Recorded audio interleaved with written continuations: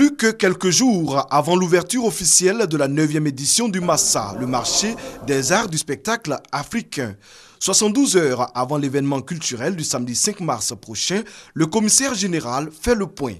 On a un partenaire qui nous donne quelques places dans chacun de ses avions, mais il ne nous donne pas toutes les places qu'on souhaite.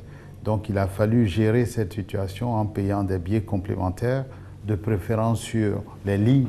2000 festivaliers venus de 54 pays sont attendus à cette biennale des arts vivants. Pour la restauration et l'hébergement des troupes, des dispositions ont été prises. Ce que nous essayons de faire, une fois que quelqu'un a été sélectionné dans le IN, il prend le déjeuner sur place dans son hôtel, et puis dans la journée, on lui donne des tickets repas et il mange au Palais de la Culture où nous avons un village gastronomique. En 2014, les cachets des participants au Massa In ou Massa officiel ont été majorés de 25%. Cette année encore, ces cachets seront augmentés.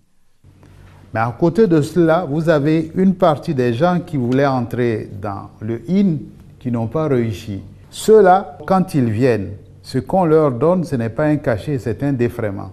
Réinventons les arts de la scène, c'est le thème de cette 9e édition. Et pour atteindre cet objectif, plusieurs innovations sont enregistrées. Cette année, nous faisons 3 sessions de formation. Une session de formation pour les journalistes culturels qui aura lieu au Palais de la Culture. Une deuxième session pour les techniciens du spectacle et une troisième pour les humoristes. 14 sites ont été sélectionnés pour faire d'Abidjan la capitale mondiale des arts vivants du 5 au 12 mars prochain.